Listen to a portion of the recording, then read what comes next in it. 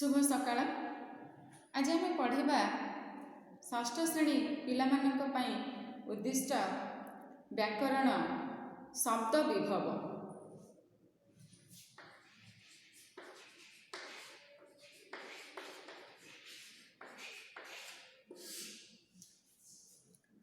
शब्द विभव बा शब्द संभार आम कहीपर। तेबे शब्द विभव पढ़ा पूर्व आम जानिबा शब्द कौन बा शब्द क्या कहुए। आम जाचे तेज प्रथम आम देखा शब्द शब्द विभव पढ़ा पूर्व आम जानिबा शब्द कौन। तेबे शब्द कौन जितेबले आम वर्ण मानू एकाठी करी गोटे अर्थ प्रकाश करने चेष्टा करूँ सेतेबेले सेटा शब्दर रूप निये। अर्थात वर्ण पुणी कौन वर्ण तुम पिला पढ़ी आसुच स्वर वर्ण व्यंजन वर्ण सेगुड़ा सब होती वर्ण। वर्ण कौन ना जितेबले आम मुखर जो ध्वनि मु जो कहूँ तुमको मो पाटी भर कौन गोटे साउंड आसूँ गोटे ध्वनि बाहर। तेबे से ध्वनि मानक जितेबाला आम कौन रूप दौ ताकू कहुए वर्ण है। जमती कि मो पार्टी धर गोटे शब्द शुभुचे अ को आम एमती रूप देते यहाँ हूँ गोटे वर्ण। धर मुझे प एटा गोटे वर्ण त एटा गोटे वर्ण। तो जितेबले आमर मुख निसृत ध्वनि आम मुखर जितेबले कौन ध्वनि बाहर साउंड है से ध्वनि को जितेबले आम कौन रूप दौचे ताकू आम कहूचे वर्ण है। सेमती ओडिया भाषा रे आम मुख निसृत ध्वनि मानक अनेक रूप दि जाती सजेक जितेबले लिखा जाए वर्णमाला अ आ ह्रस्व दीर्घ ह्रस्व दीर्घ यू आम जो सजेक लिखीचे या कहूचे आम वर्णमाला है। तेबे ये जो वर्ण मान सब रहिले स्वर वर्ण और व्यंजन वर्ण ये वर्ण मानक भर स्वर वर्ण कौन व्यंजन वर्ण कौन तुम सब पंचम श्रेणी में पढ़ीच तेणु ता विषय आ विशेष किसी कहबी। आम आज पढ़ा शब्द और शब्द विभव है। तेबे शब्द कौन वर्ण कौन तुम जाच भल भाव स्वर वर्ण व्यंजन वर्ण वर्ण हूँ आम मुख निसृत ध्वनि को जितेबले आम रूप दौचे सेतेबले आम ताकू कहूचे वर्ण। जितेबले आम से वर्ण मानू मिसेकी गोटे अर्थ प्रकाश करने चेष्टा करुचे ताकू आम कहूचे शब्द है। जमिति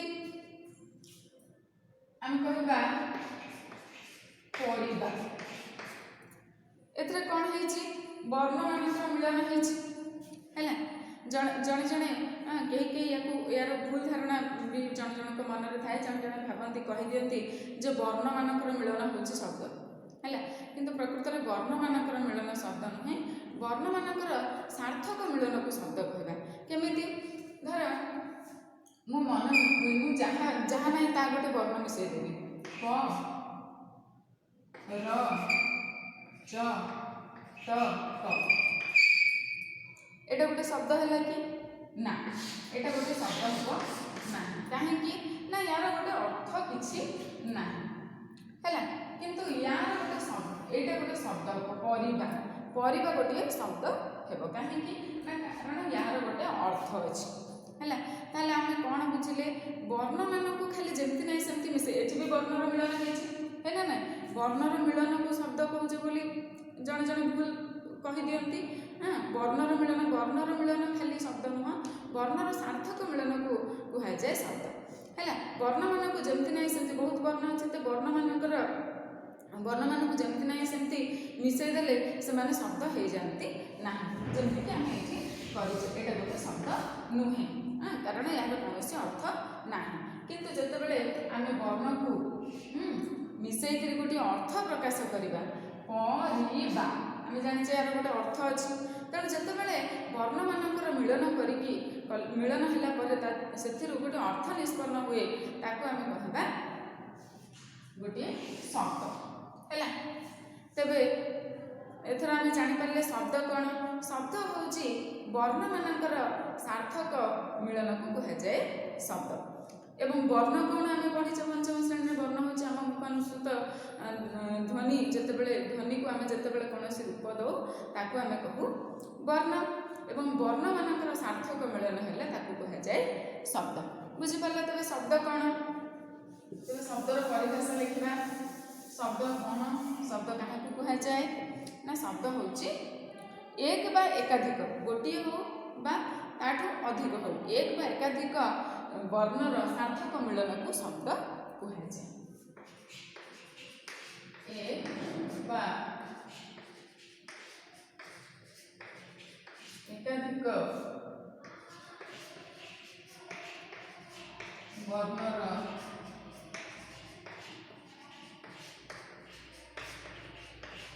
सार्थक मिलन को शब्द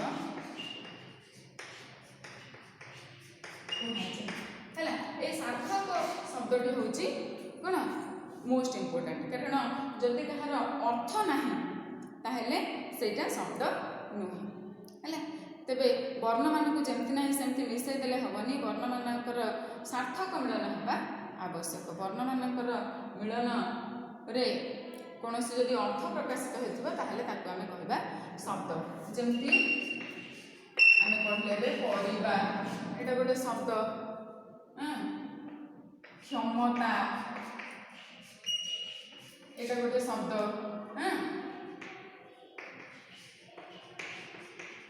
उदाहरण स्वरूप लिख जमी परिवा क्षमता एमाने गोटे गोटे शब्द किंतु पर चट एटा गोटे शब्द नुहे कारण यार कौन अर्थ ना है सेमती क च ल क मन इच्छा जहाँ मिसईदे एटा गोटे शब्द हम ना कारण यार कौन अर्थ ना ताने आम कौन बुझे एक बा एकाधिक वर्णर सार्थक मिलन को शब्द कहुए जितेबले एक बा एकाधिक वर्णकर मिलन हुए से मिलन होगापर से अर्थ प्रकाश करती ताकू आम शब्द कहवा बुझिपार शब्द कौन शब्द क्या कहुए तेबे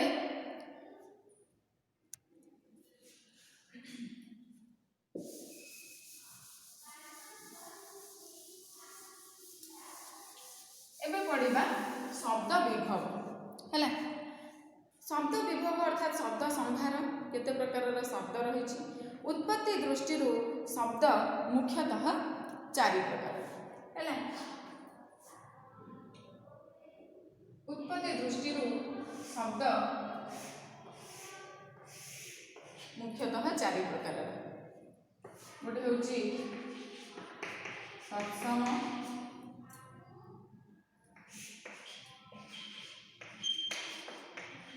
तदुद्भव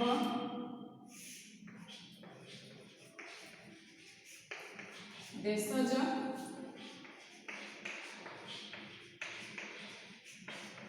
बॉडीज तेज शब्द होती मुख्यतः 4 प्रकार तत्सम तद्भव देशज आउ वैदेशिक तेज तत्सम शब्द कौन प्रथम देखा तत्सम शब्द कौन तुम्हें जानी शब्दर उत्पत्ति केमिति है शब्दर सॉरी शब्दर उत्पत्ति ओडिया भाषा तुम्हें जानी रख पे ओडिया भाषार जननी हूँ संस्कृत भाषा है संस्कृत भाषा अनेक भारतीय भाषा मानकर जननी सेमती ओडिया भाषार जननी बोली संस्कृत भाषा को कहुए कारण संस्कृत भाषा ही ओडिया भाषार सृष्टि होइछि है संस्कृत भाषा ही ओडिया भाषार सृष्टि होइछि तेणु एटा अति साधारण कथा जदि संस्कृत भाषा ओडिया भाषार सृष्टि होइछि संस्कृत भाषार अनेक शब्द ओडिया भाषा व्यवहार होउथिबो एटा साधारण कथा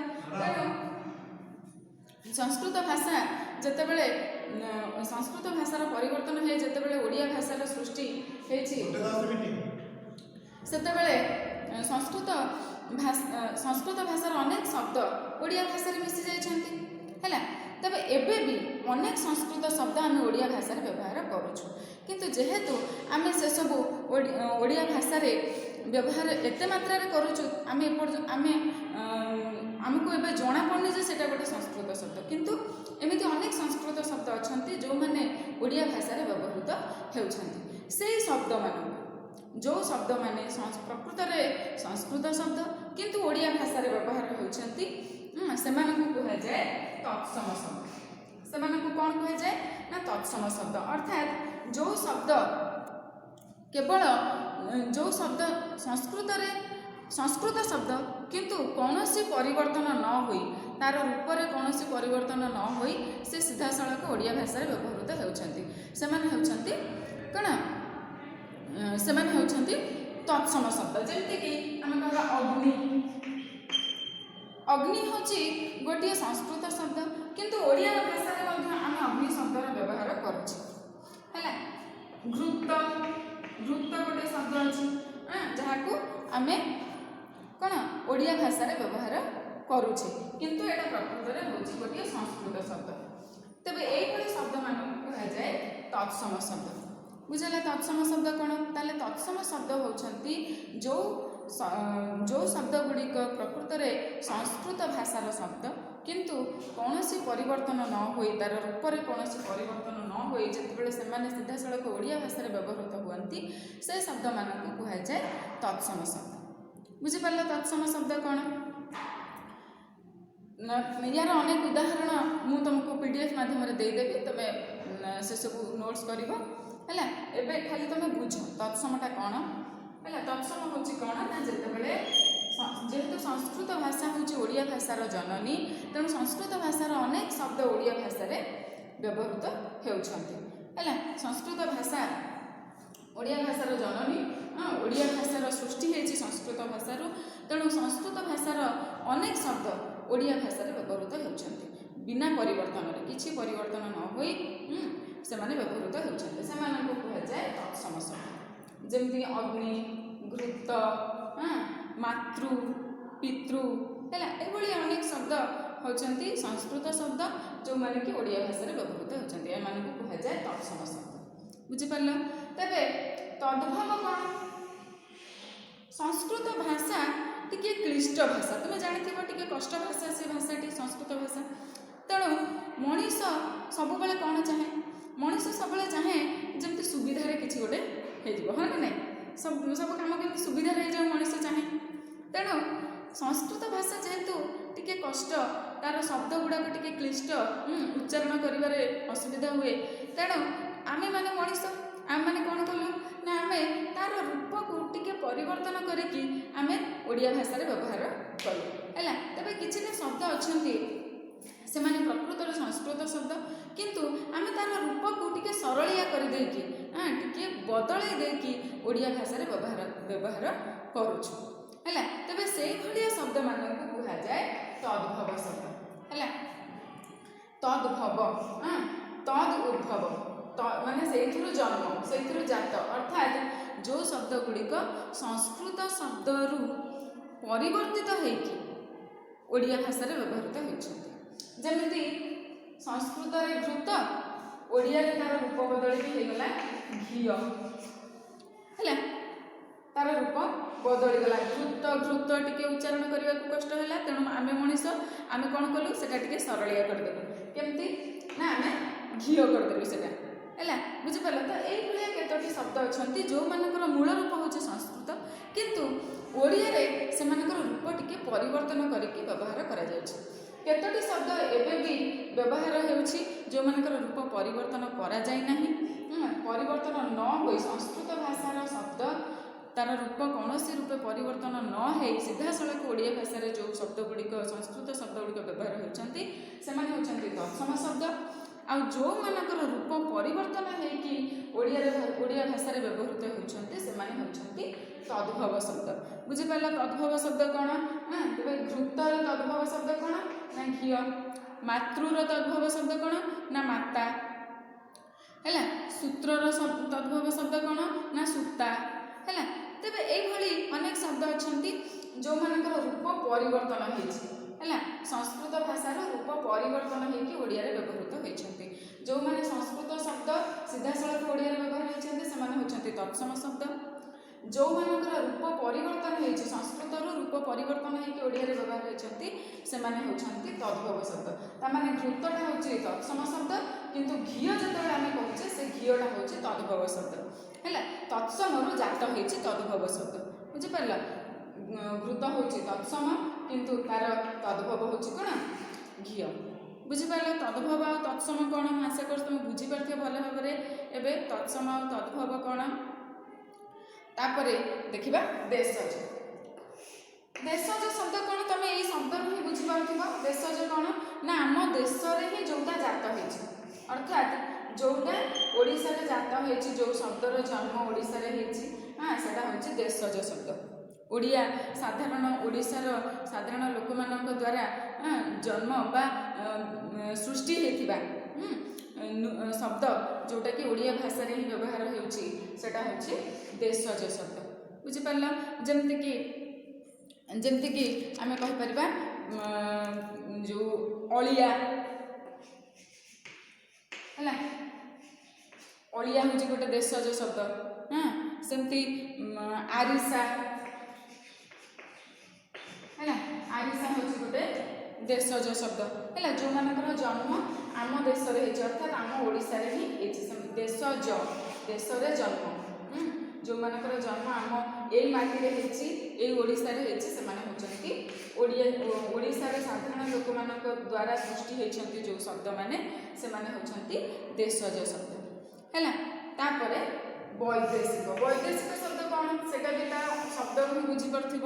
ବୈଦେଶିକ ମାନେ ଯାହାର ଜନ୍ମ, ଯେଉଁ ଶବ୍ଦର ଜନ୍ମ ଆମ ଦେଶରେ ହେଇନି ହେଲା, ଆମ ଦେଶରେ ହେଇନି, ବିଦେଶୀ ଭାଷାମାନଙ୍କରୁ ଆମେ ଯେଉଁ ଶବ୍ଦ ଆହରଣ କରିଛୁ, ଅନେକ ଶବ୍ଦ ଆମେ ବିଦେଶୀ ଭାଷାମାନଙ୍କ ଠାରୁ ଆହରଣ କରିଛୁ। କେମିତି ନା ଯେମିତି ଆମକୁ ଇଂରେଜମାନେ ଶାସନ କରୁଥିଲେ, ମୋଗଲ ମରାଠା ମାନେ ଶାସନ କରୁଥିଲେ, ତ ବହୁତ ବିଦେଶୀ ଶାସକ ଆମକୁ ଶାସନ କରୁଥିଲେ, ଅନେକ ବର୍ଷ ଧରି ଶାସନ କରୁଥିଲେ। ତେଣୁ ଏଇଟା ସାଧାରଣ କଥା, ସେମାନଙ୍କର ଅନେକ ଶବ୍ଦ ଆମ ଭାଷାରେ ମିଶିଯାଇଛି। ସେମାନେ ଅନେକ ଯେଉଁ କ'ଣ ଯେଉଁ ଫରାସୀରୁ ପର୍ତ୍ତୁଗୀଜ ମାନେ ଆସିଥିଲେ ହେଲା ଆମ ଦେଶକୁ ମୋଗଲ ମରାଠା ଇଂରେଜ ଏମିତି ଅନେକ ବୈଦେଶିକ ଶାସକ ଆମକୁ ଶାସନ କରିଛନ୍ତି। ତ ସେମାନେ ଆସି ଏଇଠି ଅନେକ ବର୍ଷ ରହିଛନ୍ତି। ତେଣୁ ତାରି ଭିତରେ ସେମାନଙ୍କର ଅନେକ ଶବ୍ଦ ଆମ ଭାଷାରେ ମିଶିଯାଇଛି, ଆଉ ଏଭଳି ଭାବରେ ମିଶିଯାଇଛି ଯେ ଏବେ ଆମେ ଯଦି କେବଳ ବ୍ୟାକରଣ କେତେଟା ବହିରେ ହିଁ ସେସବୁ ଅଛି ହେଲା, ତାକୁ ମୁଁ କେତେଟା ଉଦାହରଣ ବି ତୁମକୁ ଦେବି ପିଡ଼ିଏଫ୍ରେ, ତୁମେ ଦେଖିବ ସେଇଟା। ତାକୁ ଏଭଳି ଭାବରେ ସେ ଶବ୍ଦମାନେ ଆମ ଭାଷାରେ ମିଶି ଯାଇଛନ୍ତି ଯେ ତୁମେ କେବେ ବି ଭାବିପାରିବନି ଯେ ସେଇଟା ଆମ ଓଡ଼ିଆ ଭାଷାର ଶବ୍ଦ ନୁହେଁ ବୋଲି ହେଲା। ତେଣୁ ଏଭଳି ଭାବରେ ସେମାନେ ଆମ ଭାଷାରେ ମିଶି ଯାଇଛନ୍ତି। ତେବେ ସେଇଭଳି ଶବ୍ଦମାନଙ୍କୁ କୁହାଯାଏ ବୈଦେଶିକ ଶବ୍ଦ, ଯେଉଁମାନେ ବିଦେଶୀ ଭାଷାରୁ ଆସିଛନ୍ତି ହେଲା। ବିଦେଶୀ ଭାଷାରୁ ସଂଗ୍ରହ କରାଯାଇଥିବା ବା ବିଦେଶୀ ଭାଷାର ଅନେକ ଶବ୍ଦ ଆମ ଓଡ଼ିଆ ଭାଷାରେ ମିଶି ଯାଇଛନ୍ତି, ସେହି ଶବ୍ଦମାନଙ୍କୁ କୁହାଯାଏ ବୈଦେଶିକ ଶବ୍ଦ ହେଲା। ତେବେ ସେଇ ଯେଉଁ ଅନେକ ବୈଦେଶିକ ଶବ୍ଦ ରହିଛି, ଯେମିତିକି ଆମେ କହୁଛେ କ'ଣ ବିସ୍କିଟ୍ କହୁଛେ ହେଲା, ଯେମିତିକି ଆମେ କହୁଛେ କଚେରୀ ତ ଏମିତି ଅନେକ ଶବ୍ଦ ରହିଛନ୍ତି। କଚେରୀ ଏମିତି ଅନେକ ଶବ୍ଦ ରହିଛନ୍ତି ଯେଉଁମାନେ କି କ'ଣ ବିଦେଶୀ ଭାଷାରୁ ଆଇନା ଗୋଟେ ବିଦେଶୀ ଶବ୍ଦ ହେଲା। ତେବେ ଏମିତି ଅନେକ ବିଦେଶୀ ଶବ୍ଦ ଅଛନ୍ତି, ବିଦେଶୀ ଭାଷାର ଶବ୍ଦ ଯେଉଁମାନେ କି ଆମ ଓଡ଼ିଆ ଭାଷାରେ ମିଶି ଯାଇଛନ୍ତି, ସେମାନଙ୍କୁ କୁହାଯାଏ ବୈଦେଶିକ ଶବ୍ଦ।